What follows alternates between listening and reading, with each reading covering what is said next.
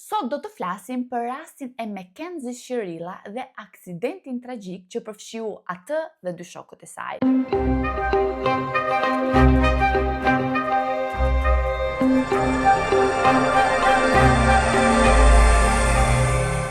Përshëndetje gjithëve dhe mirë se erdhët në kanalin tim. Për gjithë ju që s'më njihni, unë jam Lori dhe si gjithmonë do të jem këtu me ju për t'ju treguar një histori të vërtet krimi. Nëse jeni të apasionuar pas historive true crime ose misterioze si puna ime, atëherë ju rekomandoj që të bëni një subscribe për të qenë gjithmonë të azhurnuar mbi videot e reja. Ju kujtoj që qëllimi i kanali është informativ dhe jo gjykues ndaj personave që marrin pjesë në këtë histori. Unë e di që ka gati 2 javë që nuk kam postuar asnjë video, e di që kam pasur vonesa në kanal, domethënë, por në farë mënyrë nuk ishte faji im sepse djali im 3 vjeçar vendosi që një ditë bukur bam të merrte iPadin dhe ta hidhte në tokë, u bë copash, edhe nuk funksiononte më, çdo gjë u humb edhe nuk kisha se si qysh tek, domethënë ti editoja videot. Okej, unë kisha kompjuterin, por programi që përdor unë për të edituar videot është LumaFusion, edhe LumaFusion nuk është se përdoreshte për kompjutra ishte DaVinci, por fakti që nuk dita përdor mirë DaVinci, më duheshte LumaFusion, pra më duheshte një iPad i ri. Dhe okej, vendosëm të shkonim në dyqan, blenim një tjetër, sepse çfarë do bënim, domethënë, nuk kishim zgjidhje tjetër. Vajtëm në dyqani, i tham atij djalit që donim një iPad të ri, domethënë sepse kështu na u thye, sepse kishim edhe garancinë. Por ai djali tha që nuk kemi për momentin, duhet të presim dhe një javë tjetër sa të vijnë furnizimet e tërësivërci dhe për këtë arsye u bën gati 2 javë që nuk postoj video, por gjithsesi ti lëm llafet e tepërta. Unë e bleva iPadin, i kam vendosur dhe një klëf të mirë siç tha ai djali që edhe por an tok nuk e gjen gjë, por nuk dua ta provoj këtë pjesë, le të themi, le të rrim larg ti mendimi, ta mbajmë sa më larg djalit tim 3 vjeçar dhe larg këtyre mendimeve që ta hedh tokë ta provoj. Por gjithsesi duke përfituar, le të themi, dhe nga mungesa ime 2 javore, vendosa që të bëj dhe një modifikim të vogël në studio, uroj t'ju pëlqej backgroundi im i ri dhe kështu që pa humbur kohë, let's get down to business. Dominic Flanagan është një djalë 21 vjeçar dhe jeton me familjen e tij në Strongsville dhe ndjek shkollën e mesme Strongsville High School, ku do të mbaroj shkollën pikërisht vitin ku ndodhi kjo histori, në vitin 2022. Dominic ishte një djalë plotjet, vinte nga një familje e mrekullueshme, kishte shumë pasione, kishte shumë hobi, në fakt pëlqente shumë të lexonte,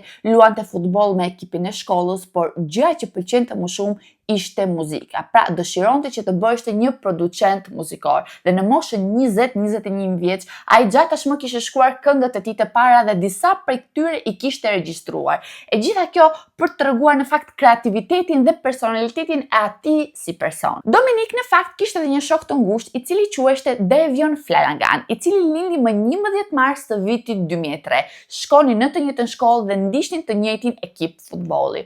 Por duhet thënë që familja e Devion ishte paksa e ndryshe nga ajo e Dominic, sepse deri në moshën 9 vjeçare ai u rrit në jetimore derisa u birësua nga prindit e tij që sot janë Jamie dhe Scott Flanagan. Por duhet thënë që në një video që Jamie dhe Scott Flanagan kanë dhënë në internet, shpjegojnë pak a shumë mënyrën se si Devion dhe motrat e tij u birësuan nga ata, sepse historia ishte paksa e pabesueshme. Praktikisht ndodhi kështu. Jamie dhe Scott Flanagan dëshironin që të birësonin më shumë se një fëmijë. Kështu që një moment futen online në internet tek faqja zyrtare e jetimores dhe hapin dosjet e fëmijëve. Dhe një moment pa dosjen e Devion dhe të motrave të tij dhe vendosin që okay, këta fëmijë duhen patjetër adoptuar.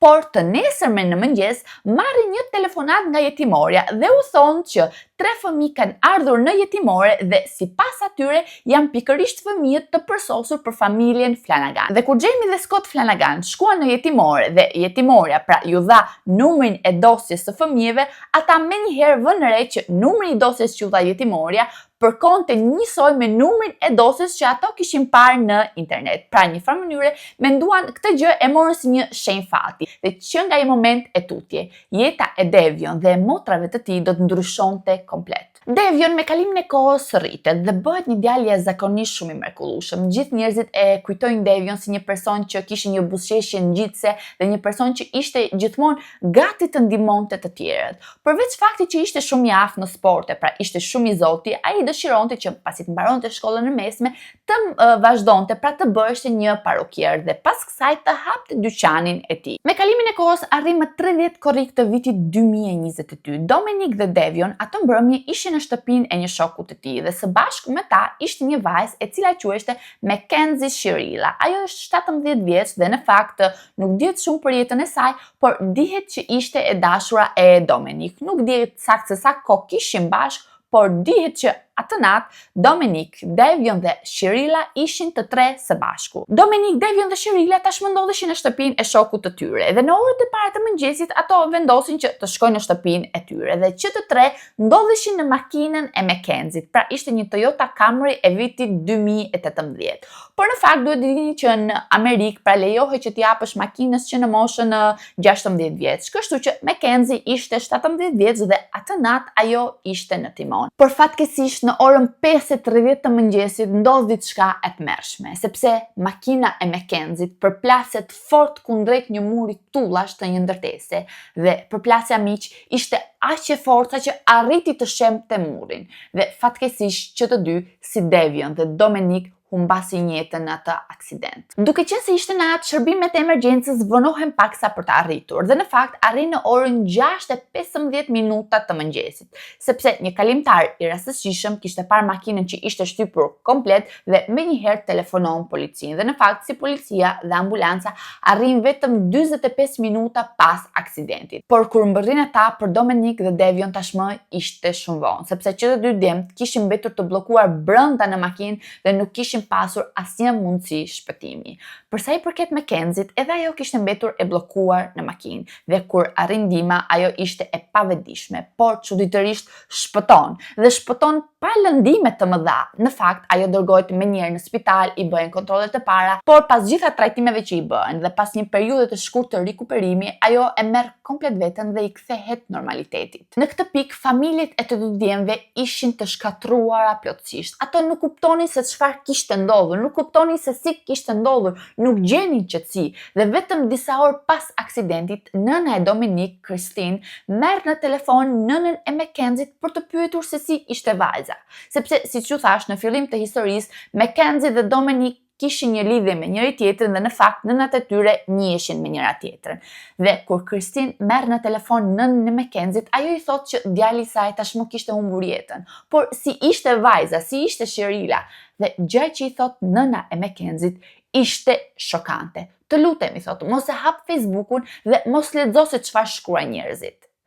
Në fakt, Christine, kur dëgjon këtë, le të themi, përgjigje, mbeti paksa e hutuar, nuk i dha shumë rëndësi sepse në atë moment djali i saj kishte humbur jetën dhe nuk i interesonte se çfarë thonin njerëzit. Jo më të hapte Facebookun dhe të lexonte se çfarë shkruante njëri dhe çfarë shkruante tjetri. Por më vonë, kur le të themi gjendja paksa u qetësua, njerëzit filluan të arsyetonin, ajo filloi që të ngrinte dyshimet e para. Pse kjo zonjë tha këtë gjë, pra pse kjo zonjë më dha këtë përgjigje? Fakti ishte se nëna e Mackenzie ishte shumë e shqetësuar për reputacionin e vajzës së saj, sepse në një farë mënyre dukeshte se ky aksident nuk ishte fare aksident, pra në një farë mënyre ishte vetë Mackenzie që kishte dashur të përplaste vetë makinën kundrejt murit. Dhe këtë gjë nuk e mendonin vetëm njerëzit, por dhe hetusit, dhe për këtë arsye u hap një hetim shumë më i thellë dhe në hetimin që u bë, gjeni pak se çfarë doli. Në momentin ku u përplas makina kishte qenë me shpejtësi 160 km/h. E kuptoni se çfarë është 160 km/h? Unë nuk i kaloj kurrë 70 km/h. 160 km/h është fatale, do më thënë sikur makina a fluturon. Dhe në fakt, në zonën kur ndodhi përplasja, ishte një zonë rezidenciale, ishte një zonë që kishte dhe telekamera. Dhe një nga telekamerat e shtëpisë kishte kapur pikërisht këtë fragment. Në video mund të shihni shumë qartë makinën duke lëvizur me shpejtësi shumë të madhe, pas një shenjë frenimi apo devijimi. Makina e Mackenzie përplaset me murin. Për autoritetet, kjo ishte më se e mjaftueshme për të arrestuar Mackenzie më 4 nëntor të vitit 2022, pra rreth 4 muaj pas aksidentit, me akuzën për vrasje në trafik. Mackenzie normale i mohon të gjitha akuzat, thotë që nuk ka vrarë askënd me qëllim dhe madje pohon që disa gjëra nuk i mbante mend. Pra, mbante mend momentin që kishte hyrë në makinë, mbante mend momentin që kishte pa rrugën, por pas atij momenti gjithçka ishte fshirë dhe në një farë mënyre nuk dinte mirë as ajo se çfarë kishte ndodhur dhe në një farë mënyre thotë që nuk kisha arsye sepse t'i bëja keq Devion dhe Dominik, sepse ato ishin miqtë e mi. Por gjithsesi ajo u dërgua në një qendër riabilitimi për fëmijë, pra një qendër ndalimi për fëmijë sepse ishte 17 vjeç, pra ishte minorene. Dhe në prill të vitit 2023 ajo u thirr në gjykatë për të njoftuar për gjitha akuzat që rëndonin mbi të, dhe më besoni që ishin plot 12 akuza. Mackenzie akuzohet për 4 akuza për vrasje, 4 akuza për sulm, 2 akuza për vrasje në trafik në rrethana rënduese, 1 akuzë për posedim të lëndëve narkotike dhe 1 akuzë për posedim të mjeteve kriminale.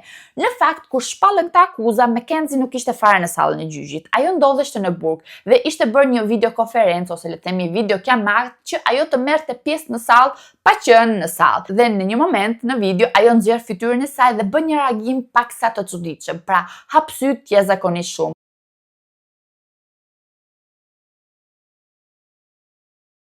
Unë kur pash në fillim videon mendova që ka bërë atë reagim sepse u shokua le të themi për 12 akuzat që rëndonin mbi të, por duke parë videon her pas here kuptova që nuk ishte ashtu, ose mendoj unë, është vetëm mendimi im, ajo hap syt jashtëzakonisht shumë kur përmendet emri i gjyqtares që do të merrte në dorë çështjen, dhe emri i gjyqtares ishte Nancy Margaret Russo. Duhet kuptoni që Russo ishte mbiemri i Dominik, pra mbiemri i të dashurit e tij. Por duhet dini që gjyqtarja pra nuk kishte asnjë lidhje me Dominik Russo, pra thjesht mbiemri i tyre ishte thjesht një rastësi. Por mendoj unë që në momentin kur ka dëgjuar këtë mbiemër, ajo është çuditur jashtëzakonisht shumë, pra që ka bërë atë lloj reagimi. Më 16 korrik të vitit 2023, asaj i ofrohet një marrëveshje nga prokurori të tipit që nëse ajo do të provonte, pra do të pranonte fajsim për akuzë për vrasje dhe fajsim për përdorim të lëndëve narkotike, në farë mënyre dënimi i saj do të zvoglloheshte dukshëm. Por një gjë tjetër që duhet dini ishte se në momentin që u bë gjyqi, pra Mackenzie ishte 17 vjeç, por edhe pse ishte 17 vjeç, ajo u gjykua si e rritur, që në Amerikë në fakt ndodh shpesh kjo gjë. Por duke ditur këtë gjë, Mackenzie dhe avokati i saj e refuzojnë komplet marrëveshjen. Në gusht të vitit 2023 filloi seanca gjyqësore, por një gjë që duhet dini është se në Shtetet e Bashkuara të Amerikës kur zhvillohet një seancë gjyqësore merr pjesë juria dhe gjyqtari. Por në rastin e Mackenziet nuk u mor fare le të themi parasysh juria, pra u bë një gjyq pa juri, ku vendimin përfundimtar do ta merrte vetëm gjyqtari. Pra le të themi është diçka pozitive për të akuzuarin. Prandaj në farë mënyre Mackenzie zgjodhi këtë lloj gjyqi, pra një gjyq normal që të mbaronte brenda 4 ditëve. Në gjyq dalin shumë element nga prokuria që nuk ishin bërë publik më përpara dhe përshkruajnë pamje të qarta të asaj që ndodhin. Prokuroria në fakt kishte shumë prova kundër saj, që do të tregonin që tragjedia nuk ndodhi aksidentalisht, por me qëllim.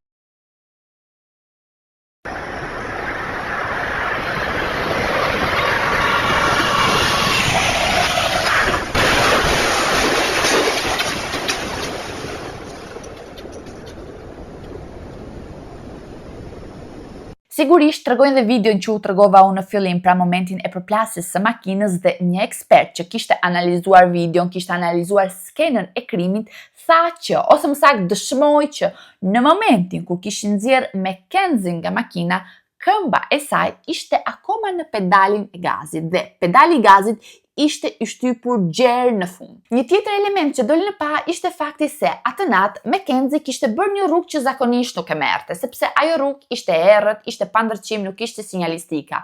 Por prokuroria tha që ajo kishte zgjedhur specifikisht atë rrugë për të përplasur me muri, për të mos të tërhequr shumë vëmendje, pra një farë mënyre që askush mos të thërriste ndihmën në kohë. Kjo teori që ngriti prokuroria kishte baza të forta, sepse në fakt Mackenzie atë rrugë e kishte kërkuar disa ditë më parë në celularin e saj, dhe vetëm 3 ditë para aksidentit ajo e kishte përshkruar atë rrugë një farë mënyre sikur për të bërë një provë, dhe kjo gjë në fakt provoheshte shumë saktë nga kamerat e sigurisë që kishin kapur dhe momentin e aksidentit dhe në momentin që ajo kishte kaluar 3 ditë përpara se të ndodhte aksidenti pikërisht në atë rrugë. Por fakti është pse Mackenzie duhet të përplaste makinën me murin? Sipas prokurorisë, ato e shpjegojnë në këtë lloj mënyre. Ato thonë që qëllimi i saj ishte të vriste Dominik dhe më pas shpresonte ose mendonte që edhe vetë do të vdiste në atë aksident. Dhe fakti që ishte Devio në atë makinë në fakt asaj nuk interesonte, pra ai ishte i parëndësishëm. Qëllimi i saj ishte të vriste Dominik dhe shpresonte që të vdiste vetë. Dhe një arsye tjetër që prokuroria jep ishte fakti që marrëdhënia që kishte Mackenzie me Dominik ishte një marrëdhënie shumë toksike, ishte një çift që gjithmonë ziheshin njëri tjetrin, kishin gjithmonë mospërputhje dhe në fakt disa miq e kishin dëgjuar Mackenzie duke kërcënuar Dominik duke thënë që do të përplasej me makinë me të brënda. Në sallën e gjyqit u shfaqën dhe disa video që Dominik kishte regjistruar vetë me telefonin e tij gjatë zënkave me Mackenzie. Në video dëgjohej ajo duke bërtitur, duke fyer dhe duke përdorur fjalë degraduese ndaj Dominik dhe duke goditur me grushta derën sepse ai nuk donte ta linte të hynte në shtëpi në atë gjendje. Në video dëgjohet Mackenzie duke thënë se nëse Dominik nuk do të hapte menjëherë derën, do të kishte pasoja të rënda.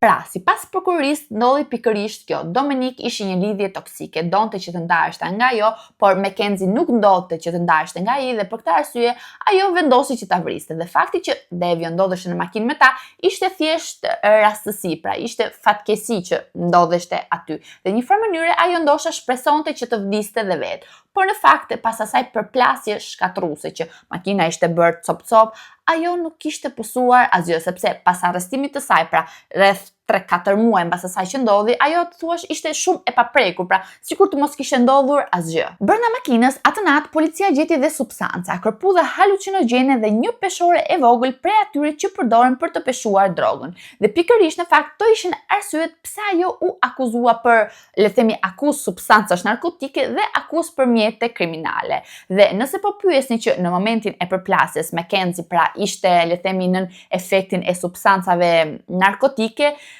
përgjigja është edhe po, edhe jo, sepse në gjakun e saj në fakt u gjet le të themi gjurmë marijuane. Pra në një farë mënyrë ajo kishte konsumuar marijuanë së bashku me Dominik dhe Devio në shtëpinë e shokut të tij, por asgjë tjetër. Por në fakt kjo gjë nuk e justifikonte fare veprimin e saj, sepse sipas prokurorisë ajo vetë kishte dashur të përplaset me murin. Në një farë mënyrë ajo pak marijuanë që kishin pirë nuk ndikonte fare. Por duhet thënë që Mackenzie ishte një konsumuese e rregullt të, le të themi, substancave narkotike, sepse në një video në profilin e saj në TikTok ajo shkruan pikërisht këtë fjalë.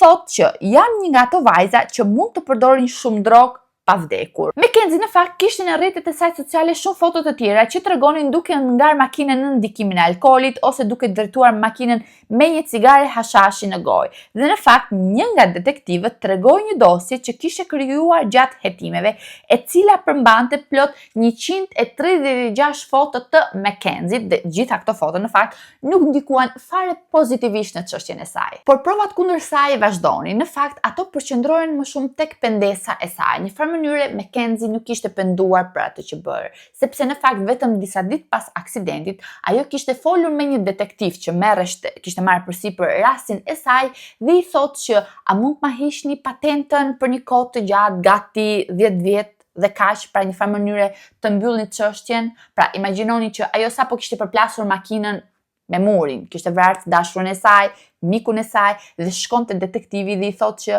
e mirë mund të më hiqni patentën për 10 vjeç dhe e mbyllim të çështje?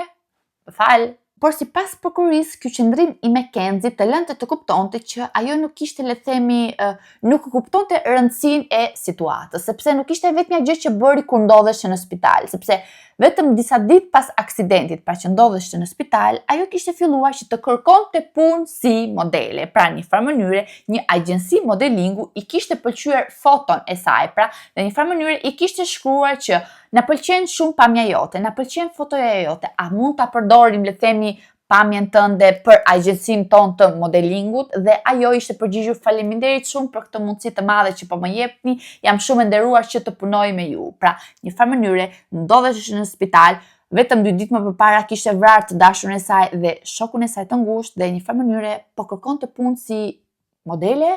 Por nuk mbaron këtu. Praktikisht, prindërit e Dominik dhe Devio kishin krijuar një faqe online mbi djemt ku miq të afërt, le të themi që një djemt mund të linin komente, mendime mbi djemt dhe në fakt ishte pikërisht Mackenzie që kishte lënë disa mesazhe. Dhe në fakt në ato mesazhe thonte pikërisht kështu: "Të dua Naguim, nuk do të ndaloj kurrë menduari për ty.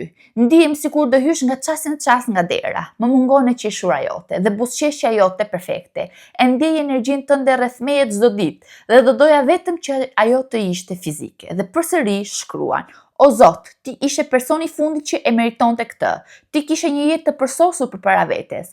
Do të doja të kisha thënë këto gjëra shumë herë, të lutem më prit. Prokuroria ishte e bindur që Mackenzie i kishe shkruar ato mesazhe posaçërisht në një farë mënyrë për të lënë të kuptuar që ajo ishte jashtëzakonisht shumë e mërzitur për vdekjen e Dominic dhe Devion, por prindërit e Dominic dhe Devion i fshin menjëherë ato mesazhe. Por gjëja më absurde ishte se vetëm fiks pas 3 muash pas aksidentit, Mackenzie poston këtë video. Vajza kishte shkuar të festonte Halloweenin me shoqet e saj dhe mbi gjitha kishte postuar selfie jo vetëm me shoqet e saj që kishte qenë duke festuar, por dhe faktin që kishte veshur një kostum Halloweeni. Dhe nga gjitha opsionet që ajo mund të kishte gjetur si kostum Halloweeni, ajo pikërisht ishte veshur si skelet, pra një farë mënyre si kufon. Për mbrojtja, nga ana tjetër theksonte që kjo gjë ishte e paqëllimshme, pra ishte vetëm një aksident dhe mbi gjitha thonin që ndoshta vajza ka humbur kontrollin e makinës, ndoshta dikush prej djemve ose Devion ose Dominic mund të kishte marrë timonin dhe në këtë lloj mënyre ajo ishte përplasur. Por në fakt kjo gjë nuk bënte sens, sepse në video shihet qartë që vajza nuk e humbet në asnjë moment kontrollin e makinës. Dhe nëse do të kishte humbur kontrollin e makinës ose një nga djem do të kishte marrë timonin apo ku diun se çfarë, në rrugë do të kishte shenja devijimi, shenja frenimi dhe ekspertët do ta kishin vënë re këtë gjë. Por në fakt nuk u gjet asgjë. Dhe nëse mbani mend, kur Mackenzie doli nga makina, pra autoritetet e nxorën nga makina, këmba e saj, e mbani mend se ku u gjet? Pikërisht në pedalin e gazit. Dhe pedali i gazit ishte gjej në fund. Pra kjo teori bie menjëherë poshtë.